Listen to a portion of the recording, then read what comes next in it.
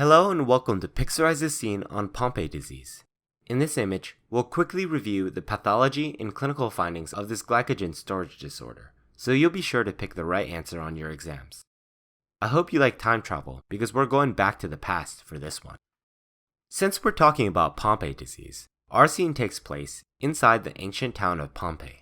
See that volcano out back? For the history buffs out there, this is Mount Vesuvius, the ancient volcano that erupted and buried Pompe under piles of ash.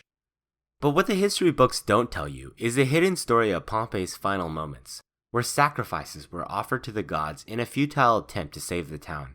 Nor do they mention Pompe's world-famous lemon-infused malt liquor. So here we go, into the secret story of Pompe's past. First, take a look at these wooden cards on the right. At Pixarize, autosomal recessive inheritance is symbolized by small vehicles like you see here, while autosomal dominant inheritance is represented by large, dominant vehicles like trucks and tanks. Going along with this ancient setting, these small wooden carts should help you remember that Pompe disease is inherited in an autosomal recessive pattern. Next, notice these sacks of sugar in front of the carts. I guess sugar merchants left these behind after running from the eruption. Sugar sacks are Pixarize's recurring symbol for glycogen. These sacks store sugar for later use, similar to how glycogen stores glucose for later use by the body. These sacks of sugar are here to help you remember that Pompe disease is a glycogen storage disorder, which means that it results from a problem in breaking down glycogen to glucose. So we know that Pompe disease is a defect in glycogen breakdown, but what specifically causes this problem? Take a look at this bottle of Pompe's world-famous malt liquor, served with a slice of lemon. Even the ancient Romans knew that malt liquor is better with a splash of acid. This lemon acid malt liquor is here to help you remember the enzyme, acid maltase. But notice how this bottle is broken. Nearly all of the acid malt liquor, or acid maltase, has been lost. This is because Pompe disease results from a deficiency of acid maltase. Acid maltase, also known as alpha-1,4-glucosidase, normally works within lysosomes to break down glycogen into glucose. The deficiency of acid maltase in Pompe disease causes problems in glycogen breakdown, and this glycogen eventually builds up in lysosomes. To help you remember that glycogen builds up in the lysosome, we've also drawn an ice bucket here, which is our recurring symbol for lysosomes, or isosomes. So now that you know the pathological cause of the disease, let's switch gears and focus on the clinical findings. Let's move our gaze towards the main altar where a sacrifice is taking place to appease the gods.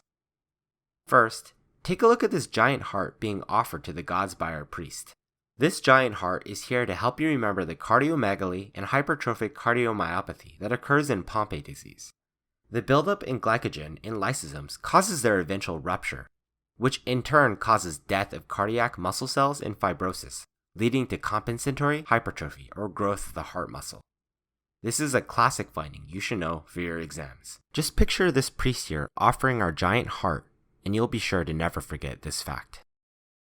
Next, take a look at this priest below. Notice how the priest is out of breath and is huffing and puffing as he lifts the giant heart on the altar. I mean, that heart is huge. It probably weighs a ton. This gasping for breath should help you remember the exercise intolerance and respiratory difficulty seen in Pompe disease, which often occurs as a result of heart failure. Afterwards, let's take a look at this Roman soldier who is in charge of guarding the altar. This soldier is also huffing and puffing, again to help you remember exercise intolerance. But more importantly, take a look at this soldier's armor. Notice how the shoulder pads and hip girdle are broken.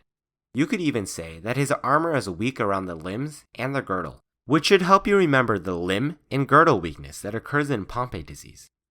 This occurs because glycogen accumulates in the lysosomes of skeletal muscle, leading to eventual skeletal myopathy and weakness. This weakness presents as floppy baby syndrome and decreased muscle tone in children. Finally, let's return to our lysosome ice box, which was used to keep our heart fresh. How did that heart even fit in there? Anyways, notice how the red blood from the heart has made the ice pink. On biopsy of patients with Pompe disease, the glycogen buildup in lysosomes can be visualized using the periodic acid shift stain, or PAS stain. This appears under the microscope as bright pink material inside the lysosomes of cells. Just remember our icebox with its pink staining, and you'll remember this fact. And that's it for Pompe disease. Just picture our ancient town, our heart sacrifice, and our bottle of malt liquor, and you'll be set for any question you might get on this disease. We'll see you next time.